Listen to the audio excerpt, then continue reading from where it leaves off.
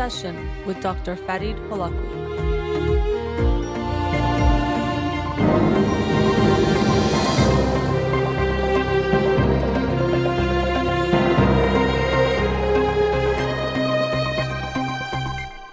Good afternoon. Welcome to In Session. I'm your host, Dr. Farid Holakouee, and I'll be with you for the next 2 hours here on Radio Hamra.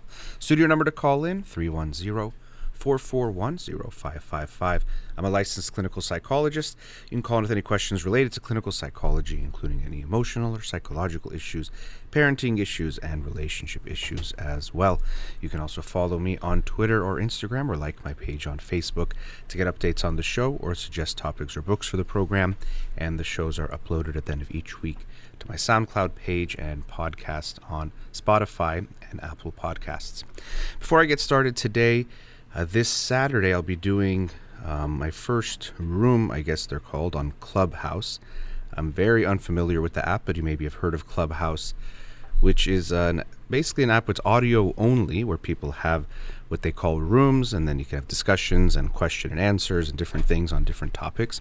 But it has become fairly popular recently, and a few people have reached out to me to do a room, so to speak, if that's how you're supposed to even talk about it. So this Saturday at 10 a.m. Los Angeles time, I'll be doing a room. I'll put more information on my social media as I understand how to link it or get you to be able to join the room. The topic is going to be LGBTQ issues, and it'll be question and answer format, Persian and English. My answers will almost all be in English, but you can ask questions in Persian as well. So we'll see how that goes. I'm looking forward to it this Saturday, 10 a.m. Los Angeles time, this Saturday, April 3rd. All right. Speaking of dates, today is March 31st, last day of March, and March is Women's History Month. And so I've talked about these days and months that we have commemorating or honoring or making sure we keep in mind certain aspects or individuals, populations within our communities. And I think they are good, but also I think at times it's a reminder that we still have work to do, in the sense that we still are having these days to promote the rights of individuals, because we're quite not at equality where we need to be. So I'm happy there still is a Women's History Month, but I think someday there will be less of a need for that, and that will actually be a sign of progress, and I hope we will get there. And another thing that came to mind when we talk about something like Women's History Month, of course, part of it is to recognize the contributions of women throughout history who have often been held back in general to do more because of oppression, but also oftentimes their stories haven't been told, or they weren't given as much credit as they deserved, because history generally was written by the men, and so their stories and their contributions were amplified. So it's important to recognize the history and the contributions throughout history of women that have often been underlooked or at least undermined. But I think what's also possible when we hear about women's history, and people will talk about the struggles of women in history, is that it can make it seem that the oppression or the inequality is also something just of the past, and it doesn't exist in the present. So that, I think, actually can be something we want to be aware of. Women suffering or dealing with issues that are unfair and related to not having equal rights is not just an aspect of history that we have to look in the history books or search online. It's still happening all around us. And so I did want to bring attention to that as we conclude Women's History Month, is to also focus on the present of women in the world and what's going on. And in many countries here in the United States, yes, we are more advanced. We still have issues here. But of course, in many countries, women are still severely oppressed, even in the law. In the United States, it's really very hard to put something in law that would discriminate on the basis of sex. It still does happen. But in other countries, it is part of the law. But even in countries that might think, well, now we've achieved some equality, we do want to be mindful and aware of what really is going on. Now, you maybe heard about the case in the United Kingdom of Sarah Everard, who was a 33-year-old who went missing, and later, after she was walking home, leaving a friend's house, and later it turned out that the main suspect, who apparently, as I guess they say alleged still, because I don't think he has been convicted, but kidnapped and murdered her, was a 40-some-odd-year-old male who was actually a police officer in I don't know which city exactly, but he was a metropolitan police officer. Here I'm reading it with the Parliamentary and Diplomatic Protection Unit. And so a very sad situation, horrific. And it was a reminder, there was an uproar throughout the world from this case of what women experience as far as feeling safe in just everyday life in ways that men might not be able to relate to or understand. And so, of course, here, as a man speaking on this, I know I can't understand it completely or never will know what it's actually like, but I'm trying to understand better or more. And I think it's important to talk about this so we try to understand the experiences of half of our population and what they experience on a daily and nightly experience, or every day and night. So the case was bringing up issues of women feeling safe walking home, going places, sharing their own stories of harassment. Of course, those have been killed who can't speak, and others can only speak for them or remember them, but many have been killed from violence from men. But the day-to-day just feeling and also harassment, some of the statistics you read are really shocking. Something like 1 in 3 women have experienced physical or sexual assault in the world. And of course, these types of actions or violence is usually underreported, if anything. And so I think these stories are important to share because I think as men we lose sight of this. I remember it brought to mind some experience I had probably maybe even close to 20 years ago now, 15 to 20 years ago. I remember going to a friend's house kind of later at night, and I think it was my friend Sina, who, if I'm not mistaken, lived in downtown at that time.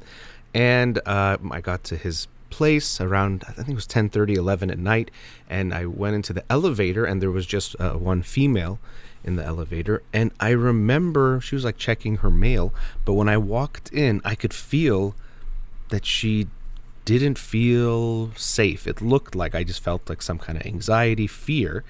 And it really hit me because in my mind, I was like, well, I mean, I know I'm not going to do anything. She has nothing to worry about. But then, of course, this is where empathy comes into play. I was thinking, well, from her perspective, she doesn't know.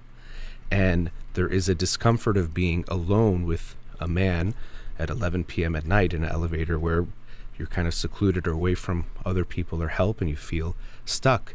And it did hit me. I think I did feel her fear or her anxiety. I really hope I didn't do anything to make her feel anxious or afraid other than just being a man in her presence in that moment. But I do remember that feeling. It was one of the first times that it hit me that strongly of what it could possibly be like. Again, you can never fully understand someone's experience or know what it's actually like, but you can try to have a better understanding. And it really did hit me that for me, this was such a comfortable moment. I felt nothing to worry about, but for her, it could have been an anxiety-provoking moment as we went up in this elevator until she got out the door, and then maybe she felt safe. And so it did make me a little more aware many years ago of what it could feel like, times where you don't have to worry about something as a man or aren't afraid, but as a woman, there is a fear that is there that can be ever present in a lot of ways. Now, when we talk about these issues of how men make women feel or the violence or the aggression, it's a very complex type of issue. One of the things that has been coming up is that often what we hear from people, society, things that are talked about is ways that we tell women to be safe. Don't go out late at night, have some kind of pepper spray or something, put your keys between your fingers in case someone, is coming towards you or attacking you, call someone, text someone, make sure, text me when you get home. That was something that was trending online. Various things that we tell women. And a lot of people will get upset and they say, why are we telling the women how to stay safe, why aren't we focusing more on telling the men, don't harass and hurt women? Why isn't that the focus? And at the risk of coming off as insensitive, I do want to say I think it's important to keep both things in mind. I know it can come off as saying, well, the victims are the ones who should do something about it, and I don't think that's the case. But what I do think is when we're in a certain situation, we do want to help people stay safe in the best way we can, even if it's unfair. So let me give an example. If a friend comes to visit you, let's say post-corona, or thankfully we're getting closer to things being more open, they come to visit you, they're staying at a hotel, and you meet for dinner, and you finish dinner pretty late at night, and then you ask your friend, oh, what are you going to do? And they say, well, I'm going to walk home, and I want to walk through this beautiful park I saw this morning, and I think I'm going to stroll through that park as I go to my hotel. Now, let's say you know that this park is notorious for violence and drug dealing late at night, and it's not a safe place to be after 10 p.m. And so you might tell your friend, you know, that park is really nice, but at nighttime, it's not a safe place to be. I would recommend going another way, and maybe tomorrow, actually, we can go for a walk there in the morning or during the daytime, but it's not a safe place to be at night. Your friend would be, I think, a little bit mistaken to say, oh, why aren't you telling the people not to rob me or hurt me there? Why do I have to be careful about that park?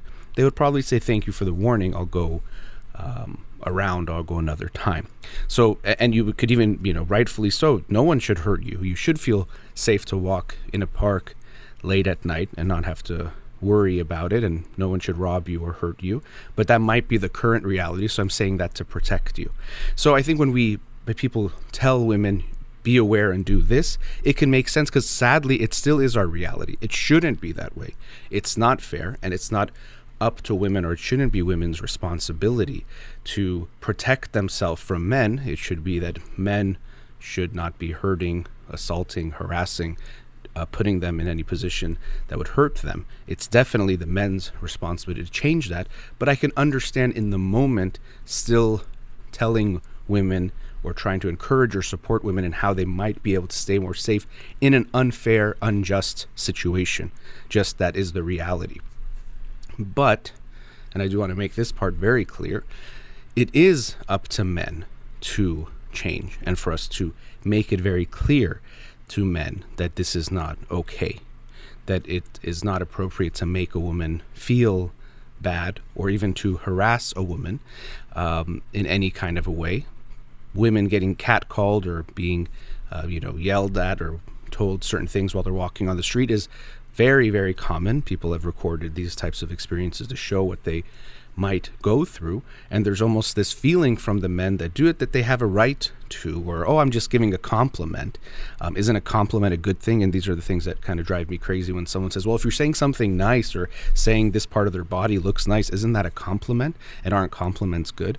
Well, these things are very complicated. First of all, you can cross a lot of lines by talking about certain parts of someone's body and objectifying them. But even to say that because you're doing something good, that makes it okay no matter what at any time, that doesn't make sense. Physical touch is a very human need and something that is good, but only when it's with someone you like and want to touch you and to touch you in that particular way. If not, it's a horrible thing and a very wrong thing. So to think that you can just say anything to anyone because in your mind it sounds nice is definitely missing the point and missing the mark in a lot of different ways.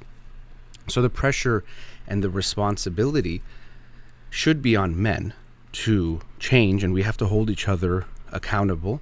We have to be aware that the ways that we in society talk about women, talk about men as having certain rights, or they should get what they want, or that women should be submissive or do what they want, does contribute to this mindset that as a man, you can overpower to get what you want.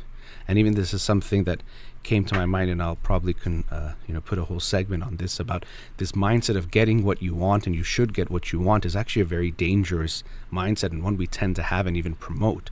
People will sell you, oh, if you read this book, you'll get everything you want in life, or everyone will do what you want them to do. It's a very, very bad mindset to even think that's appropriate or good or what you should strive towards. So men have so much responsibility. of course, your own individual behavior. Of course, you should never harass anyone, but even in how you talk to your friends, what you notice in them, what you accept them saying or doing, and how you respond to that. These are all things that we should take very seriously. I think people sometimes can think, well, words don't matter or jokes don't matter. I talked a bit about this Monday, and I might talk about it some more today.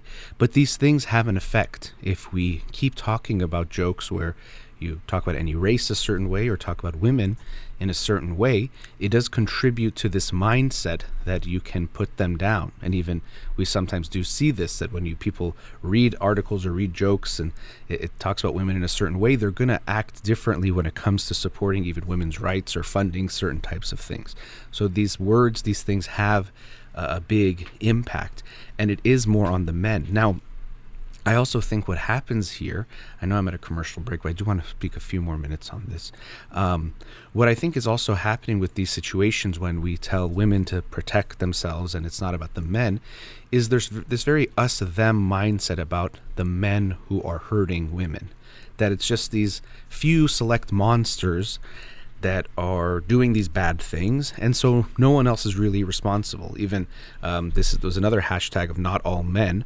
Unfortunately, I don't know if it was saying men were saying, hey, it's not all of us, so don't attack us. But either way, I don't remember the exact context. But that, well, it's not me. I'm not the one out there hurting people. Well, first of all, again, you have a lot more to do to just promote and go against the sexist type of rhetoric or jokes or things that might be out there. But this mindset that it's only a few people is not the case. If it's happening to this many women this often, getting harassed, getting hurt, it's something that men are doing. So I think when we, one of the things that people got upset about in, I think it was what was happening in England, or I don't know what city or what parts, was that people were saying that, telling women to stay home because this might happen. So women should stay home at night. Which is very unfair. Why shouldn't it be, well, men should stay home at night since they're the ones that are hurting women? But I think the reason why we don't think that way, or that doesn't come to mind, is because we think, well, it's just these few monsters. Why should all the men get punished for them? But it's not just a few monsters. Many men are doing this, and they're doing it in different ways. Of course, not all men are murdering women, but many men are contributing to sexist jokes, sexual harassment, making women feel uncomfortable, thinking it's okay to make women feel uncomfortable, and that's not okay. So we have to take this responsibility. It's not fair to blame the women for being victims of men hurting them in different ways. It's up to men to take that seriously. And so on today, the last day of Women's History Month, I did want to talk about women's present and hopefully the future for society. And we have a lot of work to do, and it will take time. It will be difficult, but of course it has already been worth it, the progress we've made in these types of ways, and I hope we will continue to do so and be vigilant of it. Again, women being mistreated, experiencing inequality in different ways, it's not part of women's history, it's part of women's present and the world's present. All right, let's go to a commercial break. Studio number 310-441-0555. We'll be right back. Welcome back. Let's go to a caller. Radio Hamra, you're on the air. Hello. Thank you for taking my call. Sure. Thanks for calling. I have a question regarding my teenage daughter. Mm-hmm. It's kind of concerning. We are definitely in search of a good therapist. She has severe anxiety. Okay. Extremely, she's anxious. She plans way ahead of time. She has to write everything down.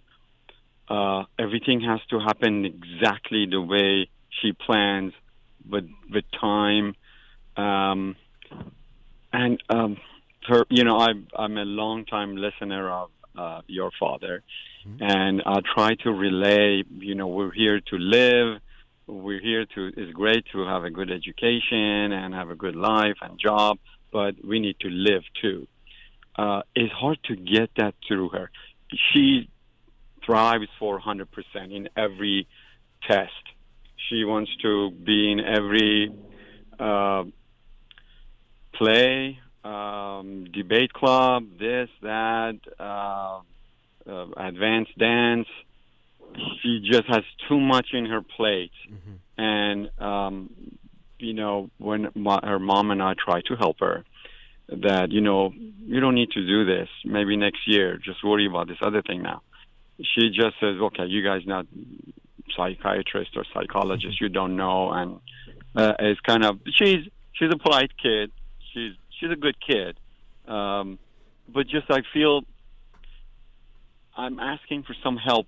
Meanwhile, to find a good therapist to start it and then see some result. What small measurement we can do at home to help her? Sure. Yeah, that seems like a tough situation for her to be that anxious to, she has so much pressure she's putting on herself. And I think that's something it is good to be concerned about. I know that might sound strange because we don't want to take this lightly. Perfectionism is actually, it's one of those things people throw out there a lot. Oh, I'm a perfectionist. But when people really have perfectionism, it can be one of the most harmful characteristics we can have in our personality, if you want to call it part of the personality. And so we do want to help her, but it is tough because when we're a perfectionist and the way you're describing it, changing anything, slipping even a little bit, what might feel to her like it's slipping or she's falling behind, it can feel so scary that it's hard to do the things that you're mentioning to her, like let's say taking it easier or not to worry about these certain things. So that is tough. I'm glad you're looking for a therapist because it seems likely she's going to need some of that to help her out. You mentioned she's a teenager. Just so I know, how old is she? She just turned 15. 15. Okay. She's first year high school. This past year, this COVID situation hasn't helped anybody at all, no matter what you do and what age you are. But, we were, based on what I've heard, again, from listening to your father for years, we bought her friends. We had people over. I paid them, go out movies, have sleepover, things like that. Things were better.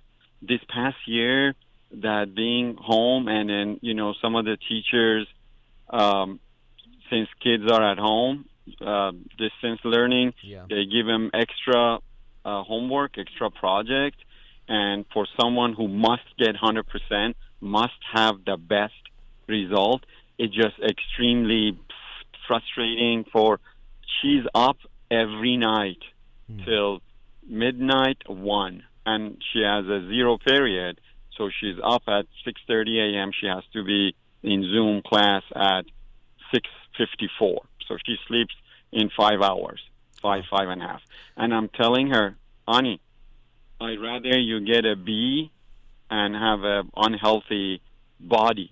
You need this for another 70, 80, 90 years. So if you have a B one day, and she looks at me like I'm an idiot who doesn't even understand what you're saying. You're asking me to get B and go to bed at 11? No, I'm going to study and I'm going to double check, triple check to make sure I will get that 100%. Yeah, and so, 5 hours of sleep is not even enough for an adult, like a grown-up, but especially in the teenage years, that kids need even more sleep. So that is concerning. And you mentioned about coronavirus, and I think you said it well, that it has been hard on everyone, but I think it's been hard for everyone in different ways. It's affected people in different ways. And anxiety is one of those issues that has been impacted very severely because in different ways it's affected people. One is they might have been more comfortable just being at home. But that's not a good comfort. And for a lot of kids now, when they're going back into school, it's been tough for everyone. It's an adjustment to get back into it. But unfortunately for people who are anxious, they got so comfortable and that got reinforced that it can feel even more overwhelming to go back into the real world and interacting face to face. You're saying with the work and things that have been put on her plate, I think it's also that there's less other things going on. So the only thing that matters can be grades. For her, that maybe it became even more amplified because there's not much else in life going on. And I'm not sure if you're calling from the United States. I am, yeah. And the U.S., I'm very, it's something that really bothers me is how the college admissions process in the United States is just crazy, and it's driving our kids crazy because they put so much pressure on them. I'm not sure if that's affecting your daughter, but just hearing what you're describing, I just see so many of these kids, we're turning them into robots, and not even to good people, into good applicants. It's just look good on paper, do the things. Okay, you have to be part of 2 groups, 1 musical, 1 sport, 1 this, do that, get APs, and it's just not even contributing to creating good people, which is what we hopefully are trying to do.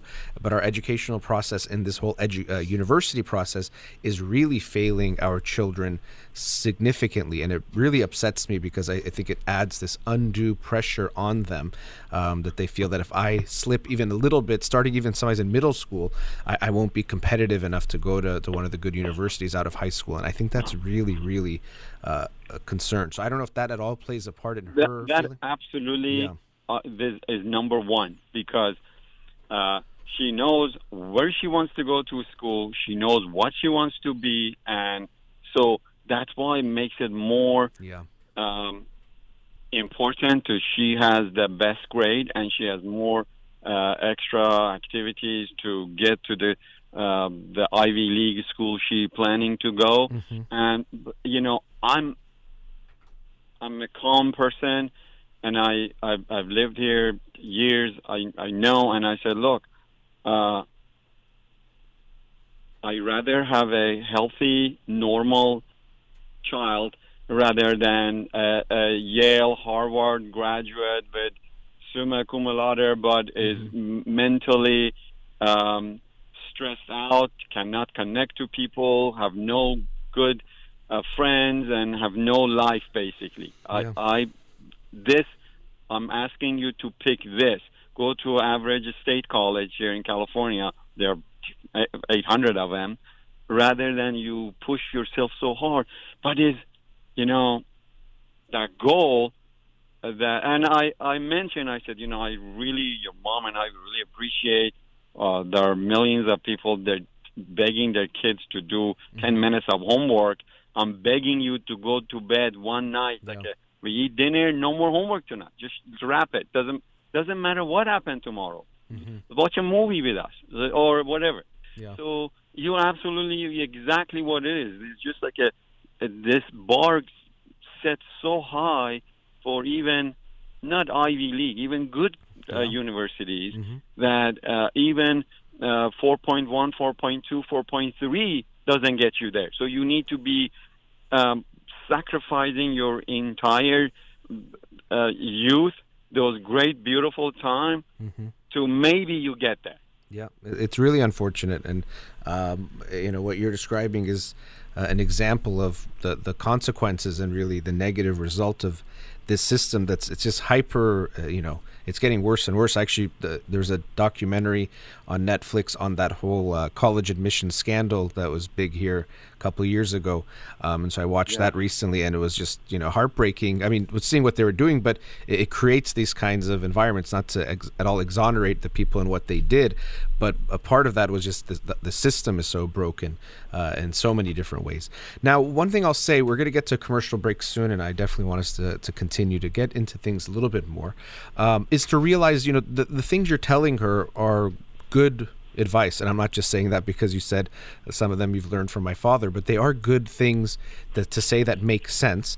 But we have to realize at times that when we talk to someone and they're coming from an emotional place, or it's more of an emotional thing, and we say something in a logical place, it's almost like two different languages, or you might be missing each other. So logic can help us deal with our feelings. Even sometimes we can talk ourselves out of a situation or out of a feeling, but it has to feel like first we're getting us, or if it's us, we have to feel like we understand it, but if it's someone else especially. So when she's stressing out, you say you don't need to worry about it, it's like you're speaking a different language. She, like you even said, she looks at you in that way because it's just like you're missing it. Like, she's saying, I'm about to fall off this cliff, and you're saying it's not a big deal, fall off the cliff. That's how it feels to her. It's like she's about to die, and she's not going to. So you're right to say that it's not that. But what's going to be important is to show her we understand her first. And so I always tell parents that, and really with anyone, but especially with your kids, empathy is always going to be the first piece of the puzzle, to show them, I understand, tell me how you're feeling, what are you worried about, what are you thinking? And I'm sure she's told you because it's probably spilling out of her. But to go straight into you don't need to worry about this, probably won't land and get to her. So again, it's not that the advice is bad in its logic or bad in its wisdom. It's that it's not going to land because the person isn't there. Just like if someone yells medical advice to you out of their car window, it might be the best advice, but you're probably not going to take it seriously. Whereas if you go to a doctor and know that you respect them and they know your situation, you might take that advice much more differently. So we have to make sure we're connecting with her first. I'm sure there is a connection there, but focusing on that rather than what you might even start to create as a push and a pull. Oh, my parents just want to, they want to make me stop studying, so I have to do it even harder or resist them even harder. It feels like you're against each other in a way, even though at the end of the day you probably want some of the same things, but it could feel like you're kind of there's a power struggle there. So this is a tough situation to help her with, and she does seem to be suffering. We are at a commercial break, as I mentioned, but I want us to continue after the break, getting a little bit deeper into what's going on, and I'll see if I can give you some suggestions of what might be helpful. Thank you. All right. We'll be right back.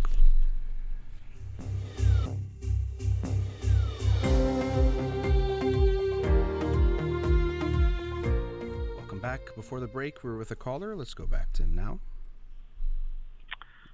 Yes. Hi. A couple of things I need to mention. Sure. I'm not sure if this is related to her anxiety or other mental processing. She is very controlling. Mm-hmm. So not only her affairs, school, homework, what she wears, but also the whole family, rest of us. Mm-hmm. What time we have to do. It's kind of her needs and things that she needs to do, it comes first. Yeah. She easily gets upset. Not vicious and violent, things like that. Mostly the tone is a little loud and maybe a little aggressive. Mm-hmm. And if I kind of resist a little bit, she easily cries, just goes to that. And she's not an actor, she's definitely very naive, good kid. She's not one of these actors that, they cry to go get their ways. It's a genuine, that feeling that she's frustrated. Yeah. And is heartbreaking, and unfortunately, these days, your profession, you're extremely in demand. I made so many phone calls. Majority of therapists never return the call. It's just like they're booked. And those few they do, they just say, okay, I'll put you on a waiting list, and I don't have time. And obviously she has schooling, other activities, so it makes it a little difficult. That's why I call to see what simple things we can do at home to help her to calm down and make her life a little bit easier. Yeah. Well, what you're dealing with, unfortunately, isn't a simple thing. So, of course, we'll see what we can come up with, but it'll be important to get her into therapy, and it's even possible medication. I'm conservative when it comes to medication, but the degree you're describing her pain, it could be possible that'll be warranted, but that's to be determined. Has she herself expressed that she wants to see a therapist? Yes. Okay, absolutely. Good. Yeah. Wonderful. So that'll be important. I mean, you're right. Therapists are busy. There is a demand, and also it's easier for them to see people in, not just in their locale because of the video sessions that most people are still only doing. Same with myself. I'm only doing video sessions. So it does make it in some ways harder, but it could also make it easier because you can find someone not necessarily in your specific city. So I hope you'll keep looking and expanding that search, because if you do video sessions, that can be easier to do. There's sometimes state regulations that's a little complicated. I won't get into all of that, but still within your state there should be no problem. But that's something to look at.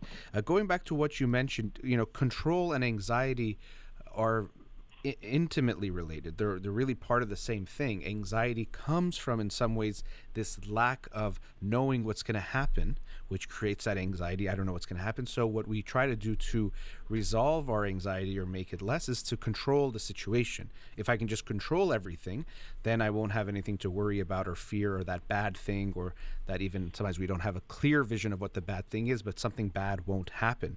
So we try to control the situation, and we do that with ourselves. We can do it with others. So it's part of the anxiety, or it's a response to the anxiety. Unfortunately, it can be an unhealthy coping. Even something like OCD, obsessive compulsive disorder, when people do the compulsive behaviors, it's to feel like they're controlling it. If I lock this door 28 times, that bad thing won't happen. If I wash my hands 15 times a day in this exact way, right? That's why it's so controlled, even the way they'll do it. That means the bad thing won't happen, or I won't get sick, or my health will be okay. So we see that anxiety and control are in some ways part of the same coin. I'm going to say that analogy maybe a few times in what I'll say here, but that definitely is a big thing to be aware of. And so we have to be careful, because we don't want to just take away all her control completely, but at times giving her too much control or letting her control everything might self-reinforce the anxiety in some ways. And so that's the challenge that you're going to have as parents, is we don't want to just obviously not care about her anxiety and do whatever we want and let her deal with it to help her grow, because that'll probably overwhelm her. But we also don't want to give in too much to everything she wants either.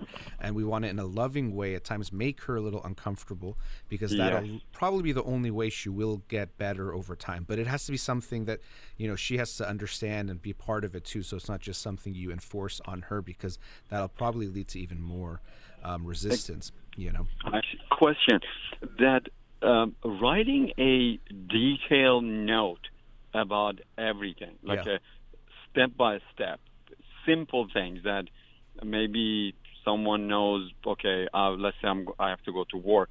I need to do this and that. I need to make sure I get my phone and my wallet, and I have to make sure my car has gas, and simple things. She writes everything. Yeah. And before, it used to be on notepad, just like pages and pages. And over maybe a year or two, I said, okay, this is waste of time. You trust your brain. You remember. And if you miss one thing, it's never going to be end of the world. It's not like your brain surgeon, you forgot you left a sharp knife in somebody's head. It's not. It's just like a whatever. So she backed off from that, took a long time. But now she does it on her cell phone and laptop. As she does her homework, whatever she needs to do, that seems like one of the only things really calms her down. And she's very descriptive about it to rest of us. So she comes out of her home room that she does homework, and she explained to us that we need to be very quiet and listen. What is going to happen in this period of time that she needs to do? So she explained to us, which we appreciate, but yet my message is, honey, instead of writing it and thinking about it and talking about it, and if you do it, you're not wasting time, and every time you get something off your list, your brain cools off. You don't have to think about it. You become more relaxed. You write this thing. So it's like if we have this back and forth. She says, no, you don't. Everything I say, you don't understand. And that's the hard part is, and you obviously, you don't have to be a therapist to understand, or even if you are a therapist, it doesn't mean you're going to understand everything. But it does, her saying that does point to the fact that you want to try to understand, even how. So how does it make you feel to write the list, or what do you like about the list? And let her tell you without interrupting, without telling her it's not right or it could be better. Giving her that space to tell you what it is. Because she keeps saying, you don't understand. We want to take that cue, not to mean, again, that she's right and you're wrong and she should do it exactly as she's doing it. But first we want to understand what it's doing for her. And it is definitely related to the anxiety and related to control. In a way, controlling the future. I'm going to write exactly what's going to happen, because then if I know exactly what's going to happen, no bad things happen, or I get everything I want to get done. There's also a feeling of like a productivity in making lists. I've done it before too. When you're studying, somebody's like, okay, I'm going to study from 6 to 6:30, then I'm going to take a 10-minute break. And people sometimes spend more time on the making the schedule than they won't even start doing the work, because they're also avoiding something by doing the schedule. So there's an avoidance there as well. But it's very much integrally related to the anxiety. So she's trying to control everything and even control all of you, because again, if I have control over what happens, the bad things can happen. Everything can be like what I want, which again, it's not good, because that's not reality. And that's actually what is probably tough, that she has been home. She actually has had much more control over her life than she would have at school, when there's other people and things are going on and you have to, deal with all of that. Unfortunately, this year probably allowed her to get even more control on everything, but to an unhealthy degree, where now she's uncomfortable without control over everything. And it's going to be hard for her to get more comfortable with that. But living in this world, we have to be comfortable with uncertainty, with things being out of our control, all those things, which again, she might even logically get, but emotionally will be hard for her to tolerate. But that, I think, is unfortunately one of the consequences of this last year of her being home all the time, that she was able to control too much. And that's made her, that feels even better for her. And so now anything out of her control, even slightly, is going to be tough. And going into high school, the stakes probably feel higher. So, even as I'm talking, I can feel my own anxiety. I don't know if you can feel it. Like there's this, okay, when we're talking about all this stuff, it's like, ooh, that's a lot. And so that just gives us a glimpse of what she's going through times much more, obviously. So we want to be aware of that. One other thing I need to mention. Sure. This is for few years. At home, there was controlling. She's verbally very, very expressive. Emotionally, she gets upset and all of that. Outside, a completely different individual. It's like, oh my God, this is not the same person at all. And I have brought that up a few times, that, you do that to your teacher. If your teacher's, while you're saying something, if your teacher says something to some other student, will you very aggressively asking her, quiet, please listen, I'm talking. So would you do that? Or elsewhere? Your grandparents, your other family member. Why you do it to us, your sister, mom, and I? And her response is, I have a different expectation from you guys. It's like, you seems like we supposed to bow down and do what she asks. It's not as bad as I'm saying, by the way. It's not like a bow down, and she's not a slave owner, things like that. But more demanding way, more like a... that's what she said. She said, well, I'm expecting different expectation from you guys than other people. I have no expectation from others.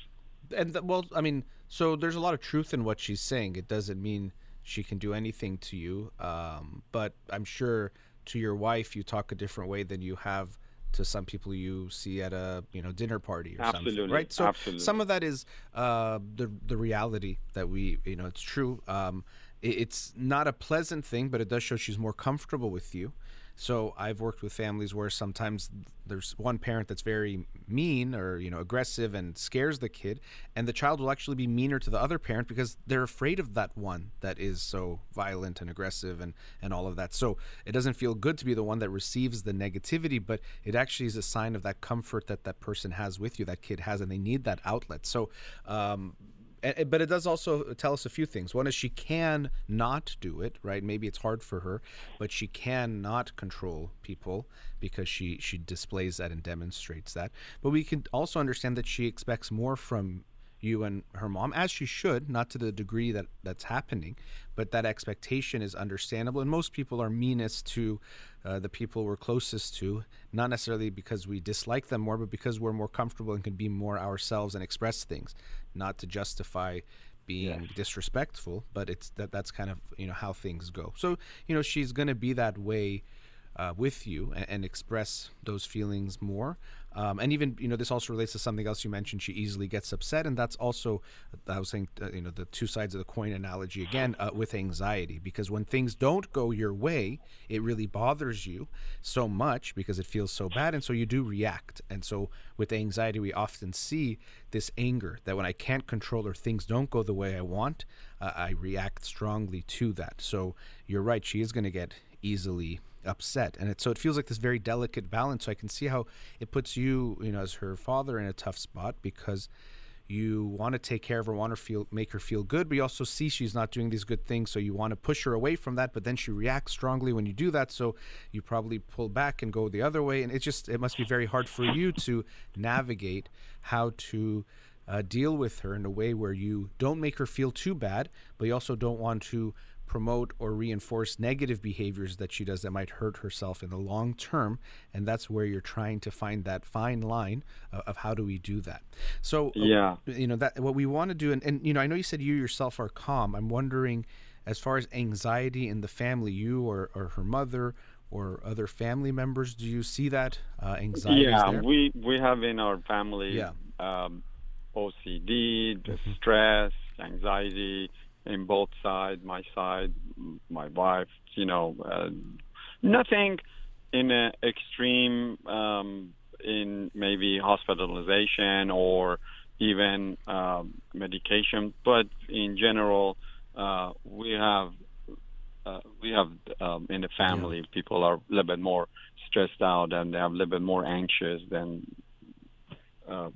others. Yeah. So, and we know that almost every human trait, but anxiety definitely has a genetic component to it. So your daughter's inherited that. And that's also something to recognize, that a lot can be done in helping her. But when she's going through these things, the feeling of blaming her can come up, even though I'm sure a lot of times you're sensitive to her, but there can be a upset feeling of, okay, come on, don't make this such a big deal. But a lot of that, it's hard for her to control. The analogy I use for some of these things is, if you walk into a room and someone says they're cold, that they can't control that. That's just how their body reacts to that temperature. Now, you might feel okay and they're cold, but we can't say, no, you got to be warm. So her anxious responses, it's not that much in, using that word control, but it's not something she's controlling or is just choosing to be. Maybe that's a better way of putting it. That is her reaction. Now, what we want to help her do is we can make her anxiety get worse or better. So she's probably never going to be the calmest person in the room or the calmest person overall, but she doesn't have to be. But we can work with her and have her work with herself and in her life to make the anxiety she's going to have it, but affect her the least amount that it can, or to negatively impact her as minimally as possible. And that's what we're trying to explore. So I do want us to continue the conversation a bit more. You told me a bit about how you and her mom, mostly from yourself, how you interact with her. Something I've noticed is a theme of coming from the logical perspective, which can make sense, but we do want to come from the emotional part first to connect with her. But we'll explore a bit more what you and your wife do in dealing with her, and what we can try to do differently going forward. Okay? Okay. All right. Thank you. Sure. We'll be right back.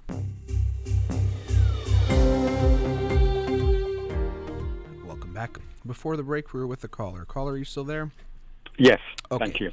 So, I wanted to get a little bit more into the interactions that you have, and you've shared about them throughout, about the typical type of things that come up between you and her, and also with her mother, how that goes between them, how you and her might agree or disagree about things, because that could be also very important in general. But yeah, go ahead. She has her mom definitely takes more on her.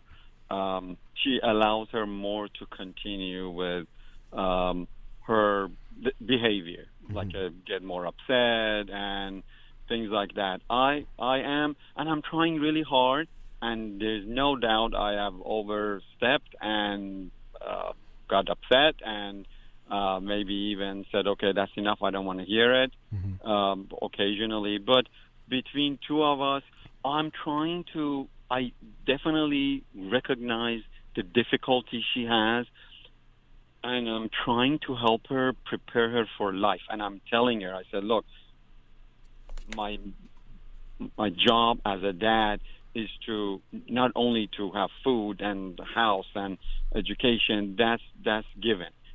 It prepare you for life. And so let's say she's telling us something about that she's planning, and during this thing that she's reading to us, or she explaining how her exam was and that, and mom says a word to me, something comes to her mind, a word, a sentence, it's quick. She gets really upset with mom that, don't you see I'm talking? And I was in the middle of my explanation, and I stop her. I said, okay, that's not how you talk to your mom. And she said, well, but I was talking. I said, I know, I understand. Mom shouldn't have said it at that time. But no matter what, you never talk to your mom and dad like that. No matter how bad we are, no matter how aggressive we are, no matter what. So I have been trying to control the situation. But between the two, they're much calmer and the reason is my wife allows it. She tells her what to do, how to do it, when to do it, all that. With me, I'll do 50, 60, 70% of the time. 20, 30, 40% of the time I say, well, that's my job. So with your birthday coming up, let me plan it. You invite whatever, for example, this example. Let me prepare everything. Let me do everything. You don't need to tell me, so are you going to do this? Are you going to make sure you pick that up? You're not going to forget this? So that's the dynamic. Fortunately, my wife and I, we're on the same page.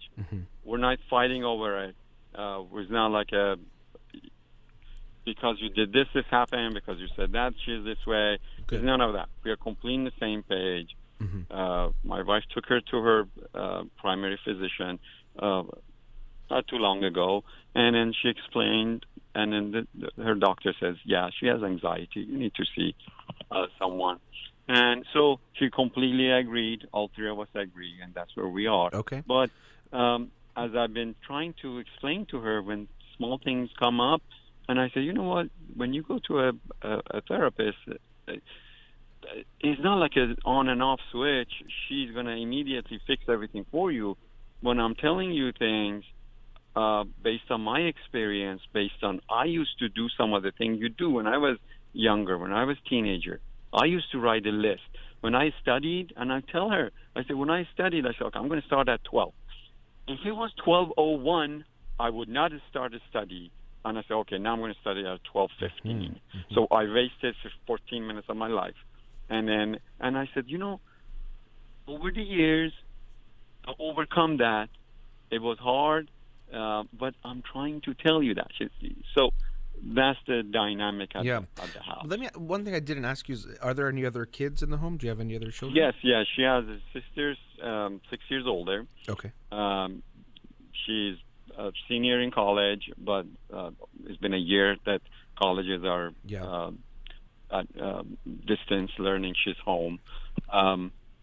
They get along most of the time, and that's only because the older sister completely understands. She's getting minor in psych. She's very intrigued by this field, and she is very helpful in overall dynamic of our relationship. She really is. So she is like a patching between two of us, between her and mom, and that. So she's is a blessed to have her at home. Okay, that's good. Now, one thing, even you used the word, I'm trying to control the situation, and so we have to be aware, you're going to have your own anxiety about what's going on, and that could lead to you wanting to control things too, which won't work. Now, another thing that you also mentioned is your own experience with anxiety growing up, that you were making these lists and there was a perfectionism there that, in black and white type of thinking. Yeah, if I'm starting at 12, but it's 12:01, I have to wait till the next hour or next, 15-minute mark to get started.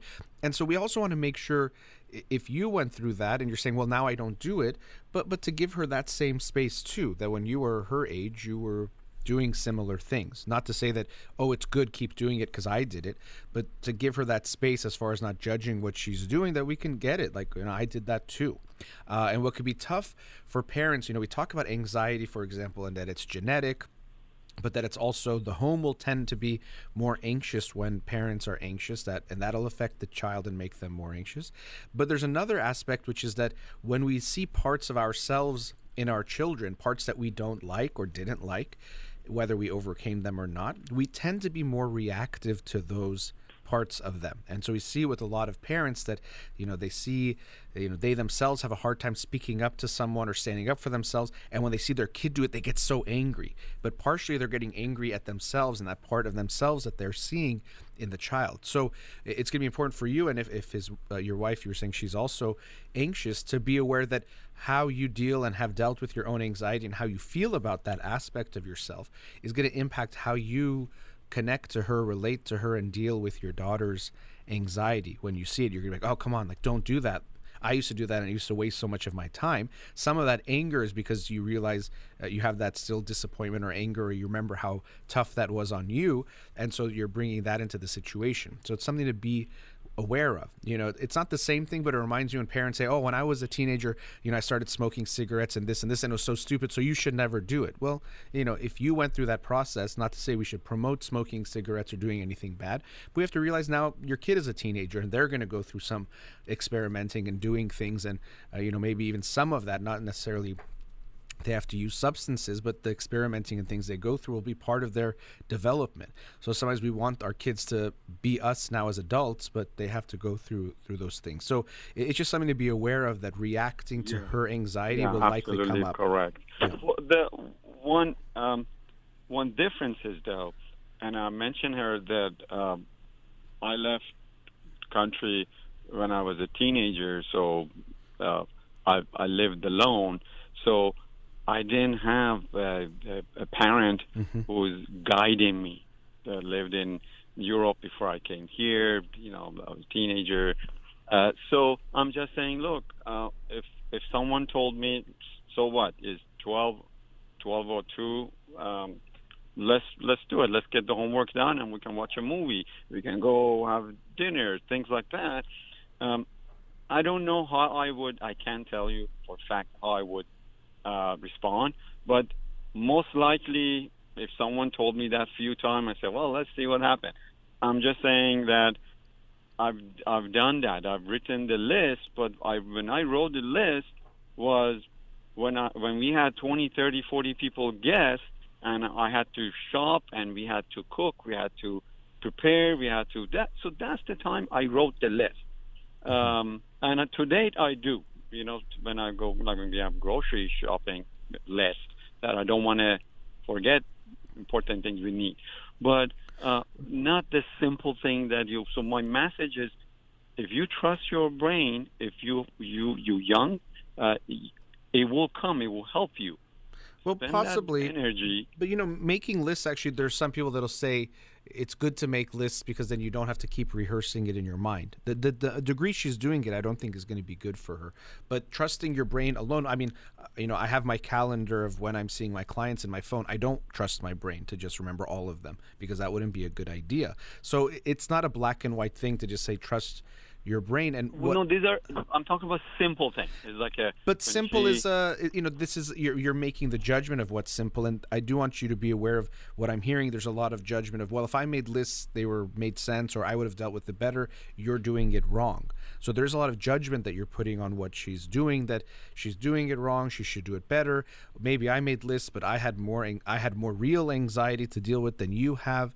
There's she could also say, yeah, well, when you were trying to get into college, it was way easier 30 years ago than it is now, which would be very true. So, Sure. We have to be aware that we don't just judge her situation of, my anxiety made sense, yours is irrational. Your anxiety was and still is irrational if we're using that kind of, description of it. I'm sure there's things you could look at like, oh yeah, I worry too much about this, that someone might recognize. And just saying that won't make you stop worrying about it. And so we want to be aware of not makes like I was saying, sense. coming at her in a judgmental way of like, why do you worry? You don't need to worry. Again, like I said, that analogy, I think in our first segment, that to her, it feels like at times she's standing on the edge of a cliff and you're saying, don't worry, just take that step and walk off.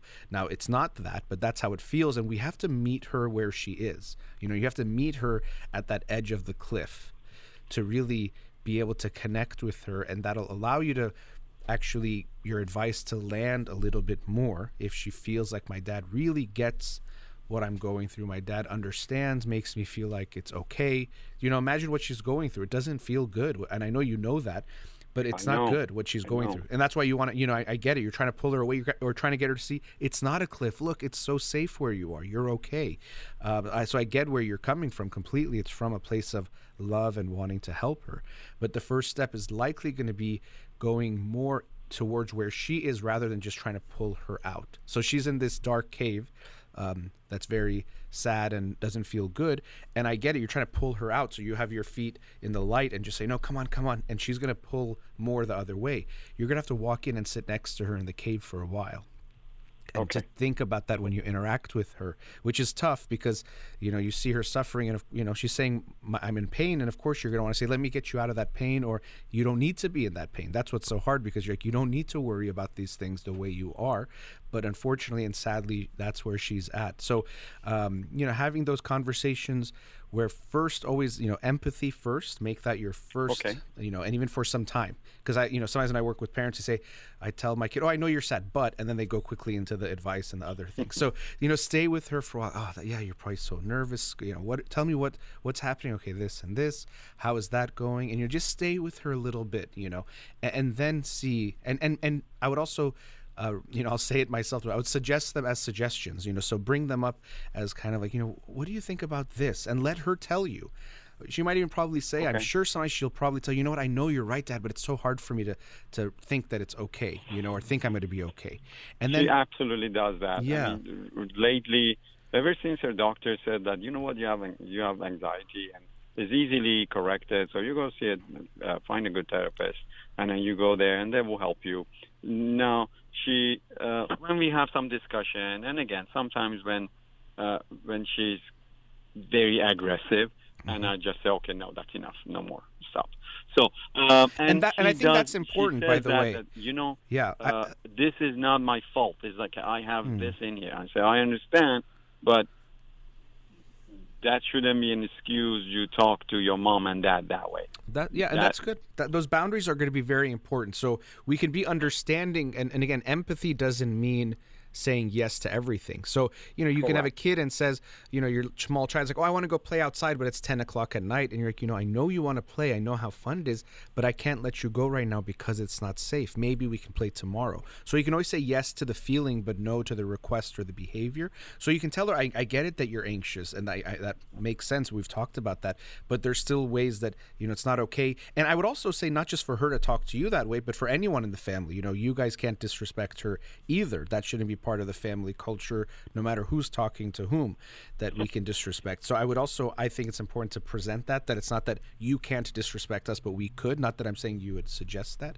but that's just not the way we're, you know, I get that you're anxious, and you can even say, you know, maybe you need a few minutes to calm down and then we could talk about it, but I can't let you or accept for you to talk to me in that way that's disrespectful. That's not going to be okay in our family. So that I think is important. It's not to just say, okay, you're anxious, you can do anything. And so even letting her know you are anxious and that's why we want to help you, and it's going to be up to you, and we're going to be your support to how to deal with this issue that you're dealing with, you know, for yourself first to be in the less amount of pain and stress, but also it's just going to be better for everyone. So it's a challenging situation. It's definitely going to require some professional help, which I know you're looking. I hope you'll keep looking.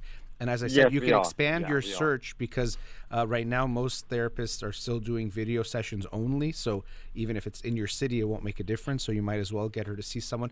And I would consider a psychiatrist. I don't like medication for just any age and get started with that. But the degree we're talking about does seem pretty severe. So it's something to be aware of. And the mindset I usually like to tell parents, rather than saying you need therapy or you need medication, it's about you deserve therapy, you deserve help because you're in pain, and try to keep that in mind. So when we see we start seeing psychologist. Will she determine if we need to go see a psychiatrist? They'll make they can make that recommendation or referral, or you could even bring it up to them, but they'll kind of, based on seeing your daughter, get an idea, and they tend to make a referral if they see that it's necessary. That's something that I do as well. So that's probably what they will do.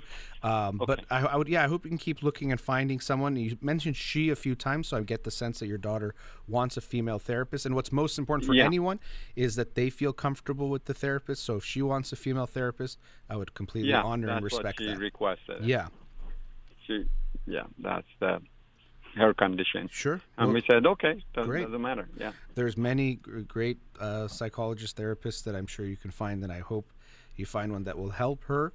Thank you so much. Yeah. Really appreciate your time given me, and I'm sure in this era of difficult time with COVID and many negative effects in families, I hope our conversation helped other family that have been in the same situation, and they're trying to do the best that they can.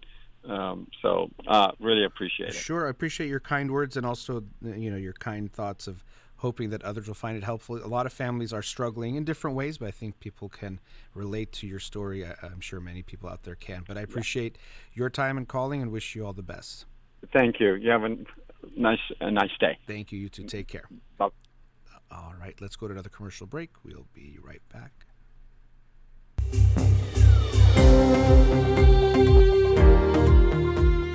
Welcome back. Let's go to another caller. Radio Hamra, you're on the air. Taking my call. Yeah, thank you. So I have a question. I have a newborn, actually, so she may cry. So you might just mention my question, and then I'll listen from the radio. Okay. But my question is that my 3-year-old, now that I have a newborn, she's kind of acting out as far as like becoming a little bit more aggressive. She never used to be aggressive, and now like when she's with me, she'll maybe out of nowhere just kind of punch my arm. Or when I'm with like the newborn and like feeding her, she'll come around and be very loving. And then all of a sudden, out of nowhere, like kind of press her arm a little bit harder than normal, or maybe like just kind of pinch her, or like a little bit more aggressive like behavior than normal. Yeah. Than she used to have. Sure. How old is the newborn? She is a month now. Okay. Oh, so I mean, brand new. Yeah. I mean, brand new. I'm sorry, I don't mean to talk about your baby like it's a car, but brand new, and it's a brand new situation is what I really meant. And so this is very much expected, and sometimes it's strange to talk about something like aggression as expected or almost normal, but to a degree it is. And you're right, I can hear the baby, and that's very cute to hear your baby. But so, we should expect that this is going to happen, and will continue to be part of, the experience. And your 3-year-old is probably having some mixed feelings. Even, I don't think the loving is just to get closer to do something bad. There probably is some loving feelings, but it's a mixed feeling, kind of a love-hate at this point, because this baby is taking up a lot of your time. And even before the baby came, you were probably slowing down. Now, I don't know if your 3-year-old understood that, but the time around your baby coming, usually there's a lot of stress and a lot happening. Parents are more tired, so you're going to have less energy. So it is going to have an impact on her that we want to understand. Now, of course, we protect the baby, and we don't want to say that anything your 3-year-old does is okay. We can even let her know it seems like you're upset or you're angry. Talk to her about her feelings. But what is really important is, I hope for you and for your husband, not to be worried about this, that, okay, you're saying she's more aggressive than before. That's expected. And even at the age of 3, sometimes they get more aggressive in general, even if there wasn't another baby there. So I wouldn't be concerned about that. I know it can not feel good when you see your little girl doing that when she didn't before, and when they're aggressive to us, even if we understand it, it still doesn't feel good. You're a human being. You don't like that feeling from your daughter to do that. So I can understand it's not a pleasant part of this experience, but one that we would expect, and we want to treat it that way that we expect it, so we don't overreact or to make your daughter feel bad, because she's having these big feelings that she still doesn't know what to do with or how to handle them. You know, she doesn't really understand it. And what can also happen, I know it's the baby is just a month old, but when parents have a second child, the older child, because they're older than like the baby or older than this younger one, what age we're talking about, they can almost put too much pressure. Like, well, you're grown up, you know, when they're not. Your 3-year-old is 3 and very little and dealing with so much. So she's still a baby essentially herself in a lot of ways. And so we want to give her that space and realize, imagine how tough it is to deal with having all your mommy and daddy's time, and now mommy is dealing with a lot and not as available, and probably daddy too, and it's just it's tough. So it'll be an adjustment, but from what you described, not too alarming. I don't know if there's anything else that you're concerned about, or if you have a question of how to deal with any aspect of it. So no, that was just my concern. So it's a normal thing. I figured that. Yeah. I just didn't know kind of how to. Is there anything that we can do to kind of lessen that? Because I feel like we're putting a lot of attention on her. Thankfully, the newborn is like pretty calm and just wakes up to eat, and that's pretty much it. And we can spend a lot of time with the toddler. So I feel like we're giving her a lot of attention, but I know it's like less than before. Is there anything that we can do to kind of lessen that confusion for her? Yeah, I mean, that's good that you're putting that effort to spend time. And it's just it's such a change. You know, change always makes us a little anxious and not feel good. And so this is a huge change in the whole family dynamic. And even you probably don't even realize ways that you probably act different having a newborn, you know, in how you play or do certain things. And even giving birth is a whole process. I'm sure for a while you were slowed down and affected you in different ways that she felt. It just, you know, a child feels this uneasiness, like mom, they don't really verbalize it or they can't verbalize it, but like mom feels different, you know, and that doesn't feel good. So, we should expect that. But, you know, we want to show her love. When she gets aggressive, you know, we can help her try to calm down. So we don't want to judge her too much or make her feel really bad. We don't want to say it's okay, let's say, to hit the baby at all. And, of course, first and foremost, protect the baby and all that. But, you know, helping her calm down, talking soft to her, gently, even slowly starting to teach things like breathing techniques. I think for parents or when adults hear this, they think, okay, kids can't learn this stuff. There was this very sweet video of a 6-year-old brother and his 4-year-old brother, and the 4-year-old was about to have a tantrum, and the 6-year-old was telling him, you know, just breathe, and was helping him breathe, and the 4-year-old calmed down. It's a very beautiful video. I don't know if you've seen it, but very, very sweet. But, you know, this is with the 4-year-old boy, and in the moment he was able to teach him to try to use his breathing to calm himself down. So, you know, we could show her these things, not in a way of punishing her, telling her her anger is bad or she's bad, but to help her feel more calm. And so, you know, it seems like, you got angry or you had energy. Okay. Let's see, you know. Is there any books that you would recommend or anything like that? I'm trying to think on this issue. You know, nothing comes to mind. I would have to think about that. And if I do think, maybe I'll mention it by the end of the show or post it. But nothing comes to mind specifically about that. Can you hear me okay? We're getting some static. I don't know if you can hear me. Hello? Hello?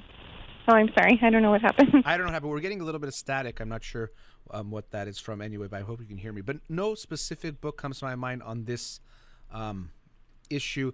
I like some of Daniel Siegel's work on dealing with emotions with your kids, like Whole Brain Child, Parenting from the Inside Out. I don't know if you've read any of those books. Yeah, I have that book. I've read some of it. Okay, yeah, maybe something like that can be good because, you know, seeing your daughter act out in these ways, it's going to bring up a lot of feelings from your own childhood, even that we might not be aware of. So it could be something to get in touch with to help in how we respond to her in ways that helps her. And at 3, emotion regulation is tough, and it's going to be hard because I'm sure she still tantrums if she, you know, even before without the kid.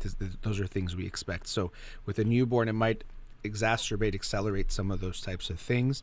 But you know, it's pretty normal part of development that I can get that you're just trying to minimize the negative impact, which is good, but we should expect that this will likely continue for some time, and over time will help, you know, the older one get more used to it, adjust to it, but making sure she feels good about herself and that we love her and that there's nothing wrong or bad about her to feel this way. Okay. So we should acknowledge that she has not the aggression, but just acknowledge that maybe should we talk to her about her confusion or like you said, just give her techniques to kind of overcome that emotion. Yeah, the technique. I mean, in general, talking to kids about their feelings. Of course, we can't know, but we can kind of get it. Oh, it seems like you're feeling angry, or it feels like, oh, you have a lot of energy or something. Talking to them can be helpful in teaching them about their feelings, teaching them about regulation. So you say, oh, you got so angry. What can we do? And, like you play with them. So we're acknowledging their feeling and trying to get them to recognize we're not saying they're bad or we're mad at them for having that feeling, but to help them, deal with that. So you can verbalize with it, but in a very non-judgmental type of a tone at times, about what's going on. And, just being aware that it's going to be a challenge for I'm sure for both you and the dad, it's also been a lot of challenges to deal with. But for this 3-year-old, she's like, what's going on here? It's a lot. And so that dysregulation leads to lots of acting out or different behaviors. Sometimes they want the parents' behavior attention, but they act out in a way that actually makes you not want to be around her as much, unfortunately. And so it can almost backfire, sadly. That anxiety becomes self-fulfilling.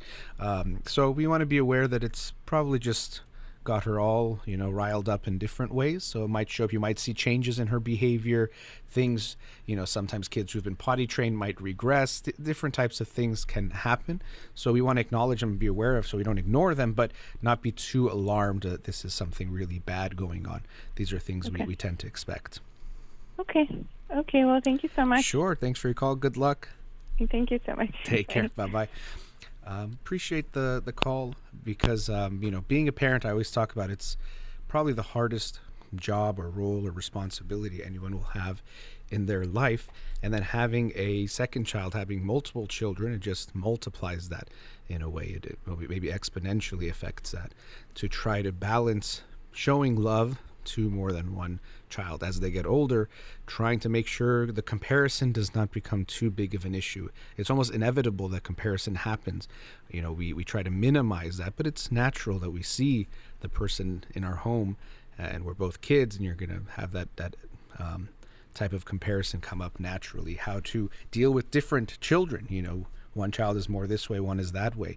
How do you make them both feel loved? So it's a lot of challenges, but especially having a newborn and having a young child, very, very difficult experience. I think when I was born, at first my brother was a little bit, Parham was about similar actually age difference in this family. He was about 3 years old when I was born. And so I think at the beginning he was a little bit excited. It seemed like something new. But after a while, when he saw I cry a lot and don't play, and I think he thought he was going to have a playmate, I cry and don't really do much and take a lot of attention, I think he asked if they can take me back to the hospital. So he was wondering if they still had the receipt to see if they could return me to not have me there anymore. So, and now he's probably my best friend. So things can still work out, even if at the beginning it always will be challenging. Just some things to keep in mind. But thank you to that caller. Do wish him the best. It was so sweet to hear the baby. Probably my favorite caller of the year so far. All right, let's go to a commercial break. We'll be right back.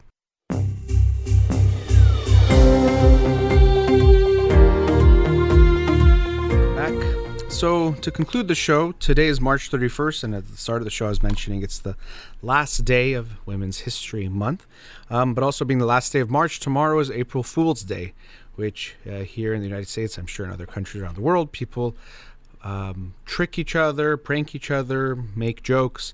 Be ready that people will probably put some posts tomorrow that things that are not true, that they're pregnant, they got married, something happened, but it'll just be part of the April Fools, meaning that it's a joke, it didn't actually happen. And so I don't mean to be a killjoy when I talk about this. I shared this on Monday's show when I talked about the book Humor Seriously, that talked about the importance of laughter and levity when we're living life in general, but also when it comes to our work, relationships. So I very much agree with that we should actually take humor seriously, as the title implies, that it's important to have it be a part of our lives, part of our work lives, and just how we approach life in general.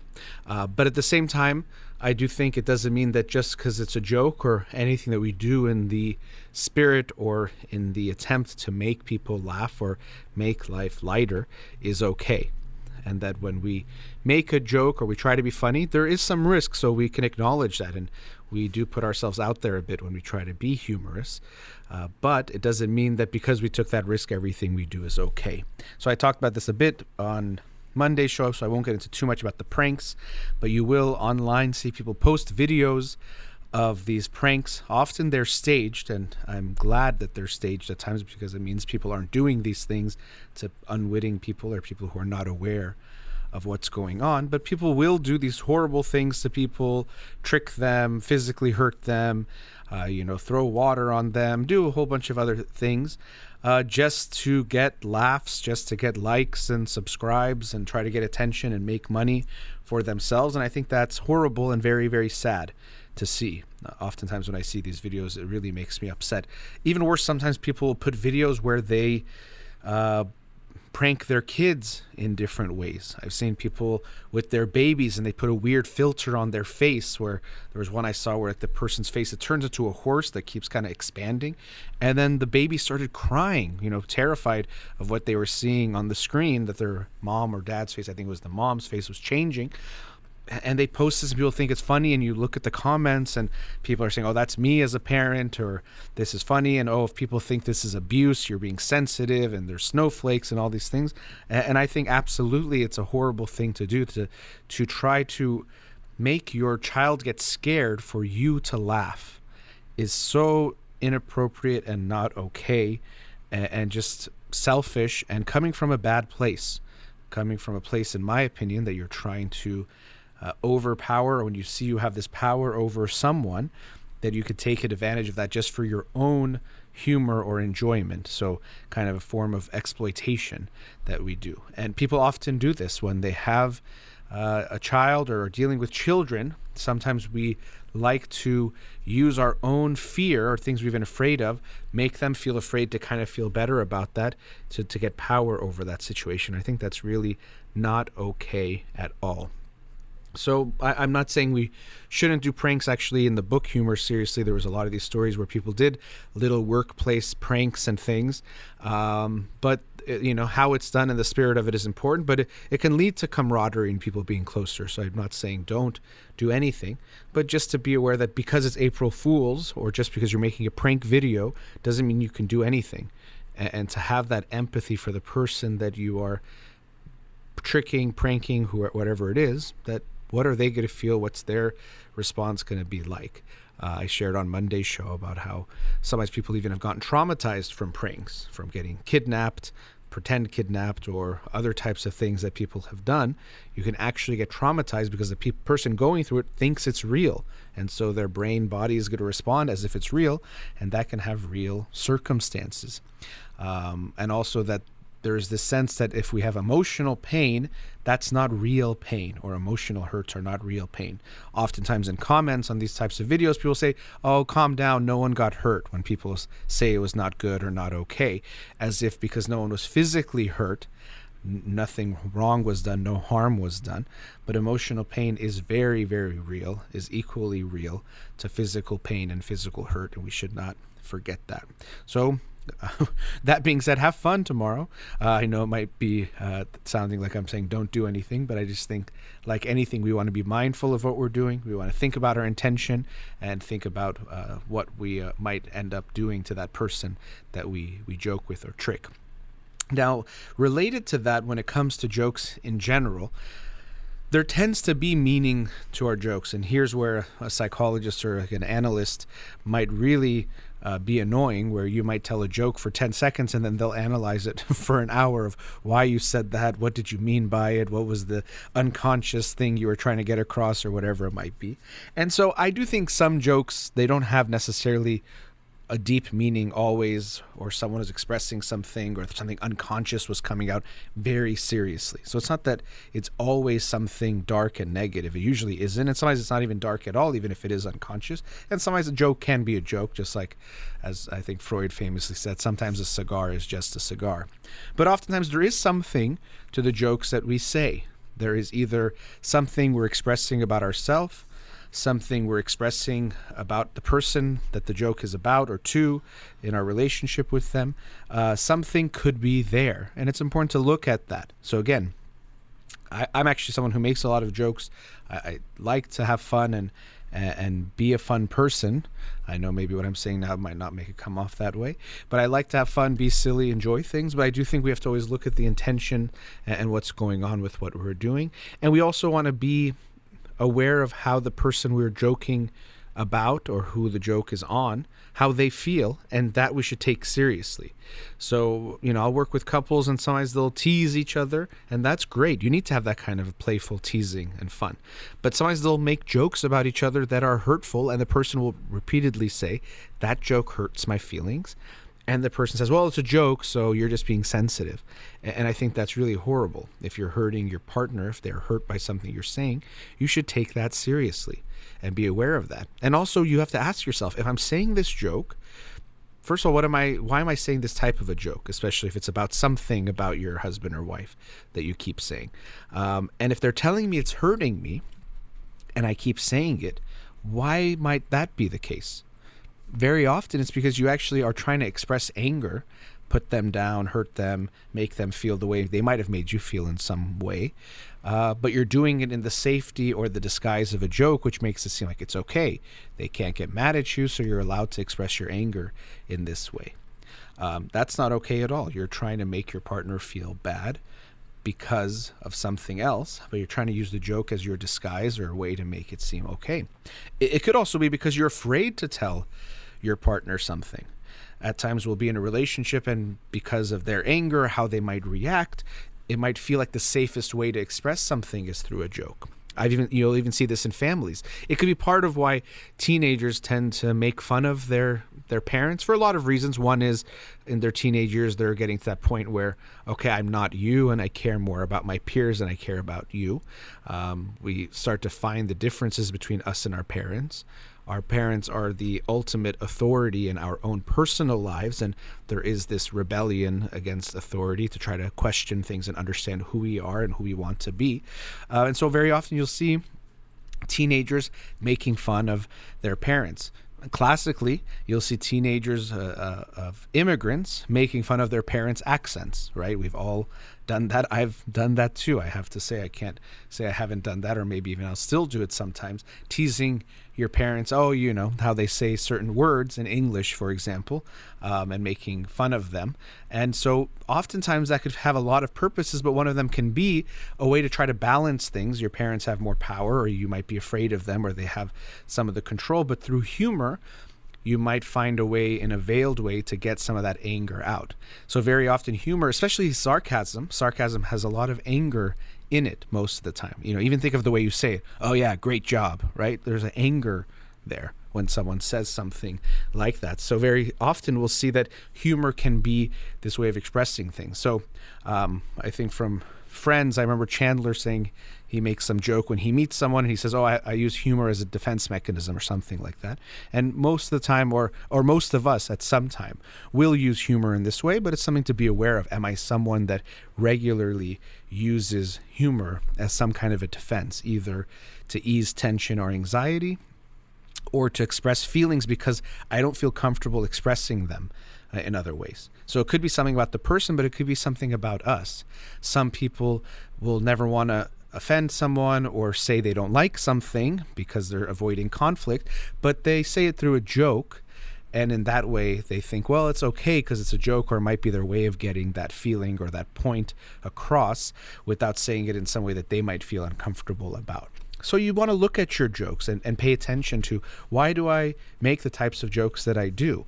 Oftentimes you might realize it's revealing something about yourself if you keep making jokes about certain people. Maybe you make fun of certain types of people. It actually could be because you're jealous or envious of those people, and it's a way of putting them down. Oh, look at those so-and-sos, or look at those people, they're so this way. And so if you notice you keep making jokes about a certain group of people, you might tell yourself, oh no, it's because they really are bad or stupid in this way. And it could be that, but it could also be they're bringing up some insecurity for you. If you're insulting wealthy people or attractive people or smart people or whatever it might be, there could be some reason why you are doing that. And so I mentioned people. And lastly, I do want to talk about the jokes we make about certain groups of people. Things like racist jokes or sexist jokes, things like that, which, lately you can get in more trouble than you used to for them.